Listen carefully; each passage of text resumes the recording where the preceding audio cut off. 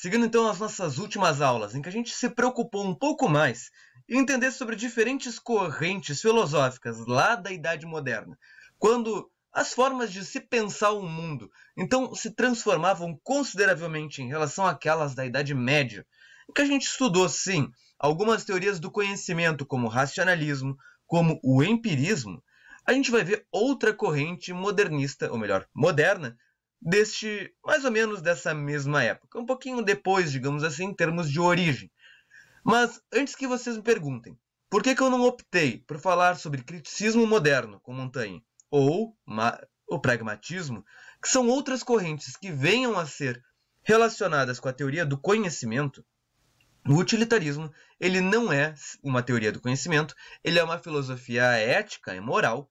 Então, a gente vai ter uma certa ruptura em relação às nossas aulas anteriores, sim. Mas a gente precisa entender o todo da forma de pensar, e o utilitarismo foi uma corrente muito importante para a sua época. Bem, mas vamos entender então o que é esse tal de utilitarismo. Por que ele é realmente importante? Sim, como doutrina ética, ele se preocupa então com uma ideia de maximizar a felicidade, de garantir com que o maior número de pessoas elas possam estar, de certa forma, identificadas como numa espécie de bem-estar, através de ações que são tidas como moralmente corretas. Então, a gente vai ter dois filósofos que vão se preocupar com essa ideia da felicidade para o maior número de pessoas. Um é o Jeremy Bentham, que viveu entre 1748 e também 1832. O outro é o Stuart Mill, que se inspirou nas ideias do outro filósofo mais velho e continuou as teorias do utilitarismo. Ele nasceu em 1806 e viveu até 1873. Tá? Então esses caras viram muita coisa. Tá? Ele vai compartilhar algumas ideias com, não vamos dizer mestre, porque não é ele quem o ensina, mas talvez uma pessoa que o inspire. Tá?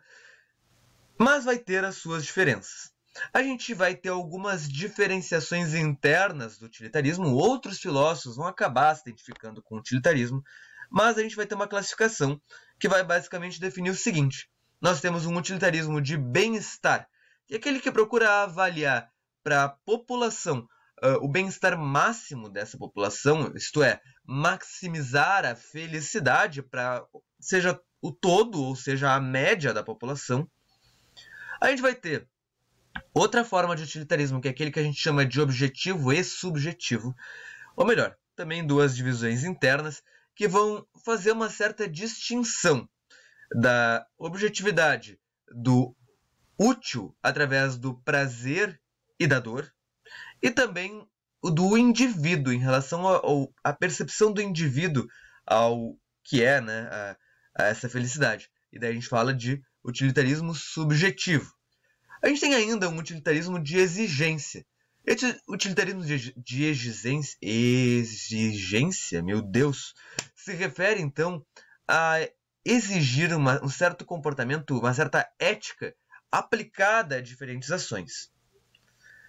Agora, a gente tem uma última preocupação, que essa é que o Stuart Mill vai nos trazer, que é a do ato e da regra, que avalia, né, a moralidade de um ato isolado em relação a regras gerais. Já vamos falar melhor sobre isso. Mas antes de mais nada, só para a gente recapitular, a gente vai entender aqui o útil não como um útil prático, um útil econômico que gera necessariamente impacto no progresso tecnológico, mas um útil que justifica certas ações, certas instituições, certas formas de relação, através da ideia de trazer para uma quantidade maior ou média de pessoas um bem-estar da felicidade. Para o Bentham, então, o útil é a felicidade, para o Stuart Mill é o prazer. Mas seja como for, os dois vão partir de pontos similares e vão trazer algumas características comuns. Bem, o primeiro, Jeremy Bentham. Este cara aqui, ele escreve então o livro que a gente vai conhecer como uma introdução aos princípios da moral e da legislação. Isto é, ele se preocupa muito com a relação com as regras, né? Isso, vejam um ano, em 1789.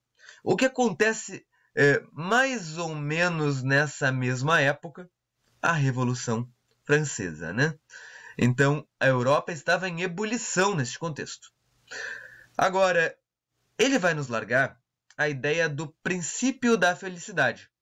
Ele nos diz que a ação moralmente correta ou moralmente adequada é aquela que vai proporcionar um maior saldo. Saldo no sentido econômico mesmo, gerar lucro, né? Mas não necessariamente voltado para dinheiro aqui.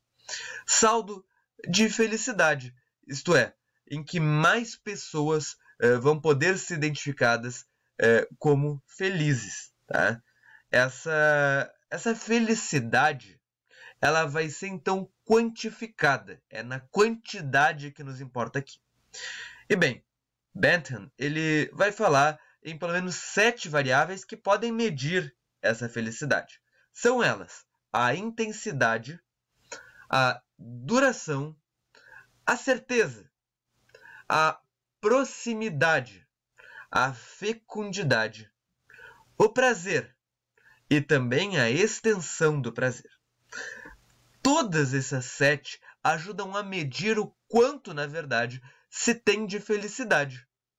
Bem, até aqui a gente não tem nenhum mistério. Pensar que algo é intenso, que algo dura, que algo é certo, que algo é próximo, que estamos falando uma proximidade do que aconteceu, que tem chances, a fecundidade, né, de acontecer, a pureza dessa felicidade, a extensão dela para outros. Enfim, isso é perfeito.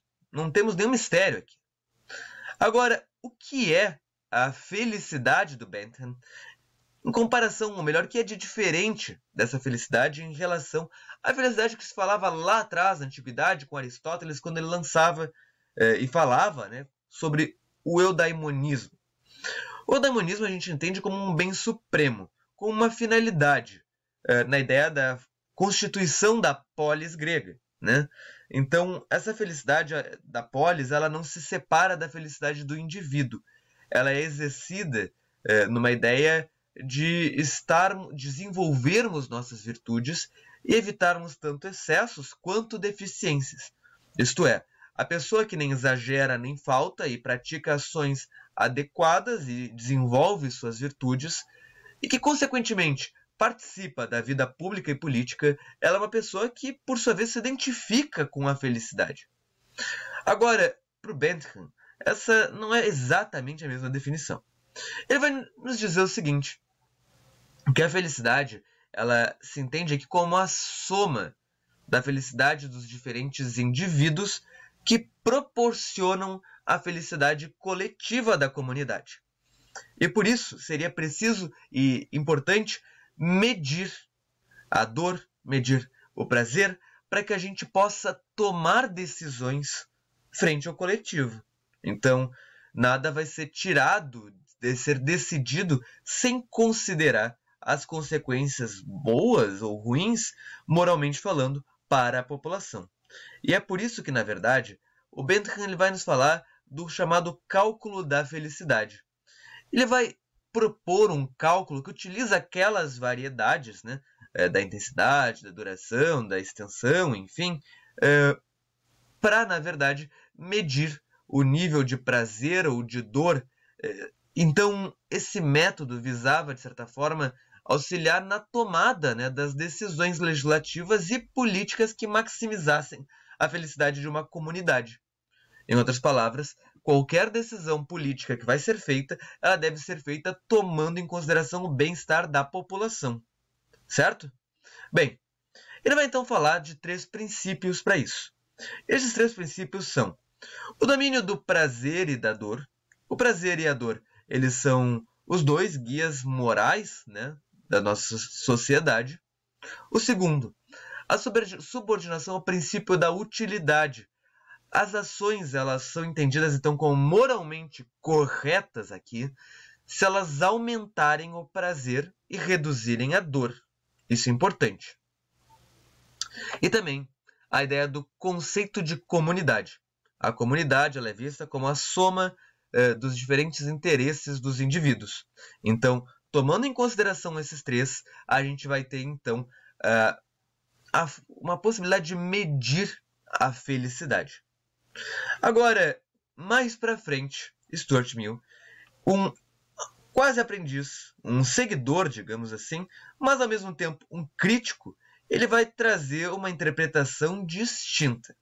Crítico a Bentham, ele vai nos falar, na verdade, que a felicidade ela não deve ser calculada na sua quantidade de prazer produzido. A gente deve, então, analisar a qualidade do prazer que foi efetivamente conquistado. A quantidade não é o suficiente para medir. E ele vai, na verdade, acabar, então, conceituando a felicidade, introduzindo o prazer como um único fim que é realmente desejável. Então ele vai entender o prazer também como a ausência da dor, a infelicidade como a própria dor, a privação do prazer, e também entendendo a relação do prazer com a comunidade. Mas olha só, o Stuart Mill, ele nos fala em sua obra Utilitarismo, de 1861, em prazeres superiores e prazeres inferiores. Os prazeres superiores, eles vão ser entendidos como aqueles que são típicos da capacidade humana, cognitiva, que exigem o pensamento racional. Por exemplo, a autoconsciência ou também o uso da linguagem. Os prazeres que vêm daí, eles são importantes, eles são superiores. Eles vão além, né, daqueles prazeres inferiores que estão relacionados com a nossa senciência, como aqueles voltados para comer, para o prazer físico, do contato físico, né? Eles são menos que a filosofia, são menos que a arte, eles não são tão superiores assim, são inferiores em relação àquilo que vem do nosso cognitivo. Tá? Então, entendendo isso, ele vai trazer também, fala sobre o cálculo da felicidade. Ele não nega o cálculo da felicidade, mas ele vai incorporar elementos qualitativos na avaliação do prazer que foi produzido. Então, para ele, como a gente já falou, não era o suficiente medir apenas a intensidade ou a duração. Tá? É importante também considerar o valor que é relacionado a esse prazer. O cultivo mental, o que é espontâneo, o autodesenvolvimento, como prioridades que estão acima da sensação física. Isso que a gente deve considerar como a qualidade na hora de se falar, né, de prazeres produzidos. Então, o Stuart Mill, ele vai nos falar, por exemplo, de dois tipos de utilitarismos. Aquele que tem relação com o ato, que avalia a moralidade de uma ação com base nas consequências, e outro, que é aquele utilitarismo de regra, que é aquele voltado para a moralidade em conformidade com alguma regra que promova um saldo de felicidade. Vamos entender o seguinte. Tá? Não estou dizendo que está certo isso, mas vou dar um exemplo para que fique claro para vocês. Vamos pensar no caso de um casal. Tá? Este casal está lá, vivendo sua vida de boas. Então, uma terceira pessoa que conhecia os dois se dava bem com eles. Um dia avista um dos dois membros do casal traindo o outro, o seu parceiro ou sua parceira. Bem, o que essa pessoa deve fazer a partir dali? Vamos pensar que no momento em que ela vai lá e conta para o traído que ela foi traída, ela agiu de uma forma moralmente correta, certo? Então, na verdade, a gente vai ter consequências diretas disso. Essa pessoa vai acabar brigando com seu parceiro, vai se entender ou não, aí é outra história. Agora, vamos pensar no caso de que a gente vai falar de regra. Em que a regra aqui fosse, né, aqui não é uma lei, né, não há uma lei sobre isso, mas vamos pensar que aqui a gente decidiu não contar. O casal vai continuar, de certa forma, feliz, porque eu não contei, né? Então, eu não, né? Não era eu, era uma terceira pessoa. Bem, então dá para entender essa diferença de um para o outro, em que aqui a regra vai dizer que se a gente cumprir as regras, as leis, os costumes, a gente, de certa forma, está promovendo um bem-estar. Vamos pensar num país como o Irã da vida, que tem regras em termos de baseadas nos costumes, que se a gente não vai e critica estes costumes em forma de lei, nós estamos bem, está todo mundo de boas. Aí a gente promove um bem-estar, uma felicidade, um prazer geral. Bem, O Mill ele vai se preocupar muito com essa questão do utilitarismo de regra, tá? Por isso que ele está até circulado aqui na tela. Agora, ele vai nos falar o seguinte, tá, gente? Ele, falando em termos éticos, ele faz uma distinção entre a intenção, que vai ser aquele propósito, o objetivo de uma ação que a gente vai ter, que é importante para que a gente avalie a moralidade dela, que impacta, sim, no nosso bem-estar. Da motivação, isto é, as razões, os sentimentos, né, as sensações que nos levaram a agir. Então, entendendo a diferença da intenção enquanto um objetivo claro para motivação enquanto algo que nos impulsionou a agir, ele vai propor o seguinte, que para que a gente possa maximizar os prazeres e a felicidade, a gente tem que, na verdade, ter claras as nossas intenções morais. E confiar, talvez, nem tanto nos prazeres assim. Embora ele fosse um grande estudioso dos empiristas, tá? Ele, então, vai propor que a educação seja reformada. Então ele fala numa educação social, uma educação que promova a felicidade geral, em que os membros da sociedade se sintam obrigados a contribuir com o bem-estar da sociedade. Agora, ele vai falar que existem sanções externas e sanções internas. As sanções externas são aquelas que são determinadas por outras pessoas, como a ideia, o medo que a gente vai ter de ser rejeitado, de ser criticado. E também as sanções internas, né, que envolvem a nossa consciência, o peso da consciência, enquanto obrigações, enquanto formas de agir, de moldar, né, a nossa forma de agir, que devem estar claras na sociedade. Então, se eu sei que se eu agir mal eu vou ser rejeitado pela sociedade, vai pesar tanto a minha consciência, quanto na verdade eu sei que os outros vão me negar, né? Agora, o Mill, ele também vai falar que o desenvolvimento individual ele deve ser livre de coerções externas, que a gente deve se preocupar muito mais em cultivar a mente, e não tanto na ideia de sermos reprimidos a agir assim. Que nós, como seres morais e intelectuais, não devemos ser privados de entender o que é certo, o que é bom para o coletivo, e assim formar regras que assim constituam o bem do coletivo. Por isso que a educação, para ele, ela deve capacitar os indivíduos a pensar por si, a tomar decisões por si, a serem autoconscientes e que, como seres livres, eles possam ser capacitados de agir bem frente ao coletivo e promover o prazer da sociedade. Gente, tá claro o utilitarismo para vocês? Eu espero que sim. Caso não tenha ficado, vocês, como sempre, podem me chamar, certo? Então, por hoje ficamos aqui. Então, até uma próxima aula e até lá, gente. Falou!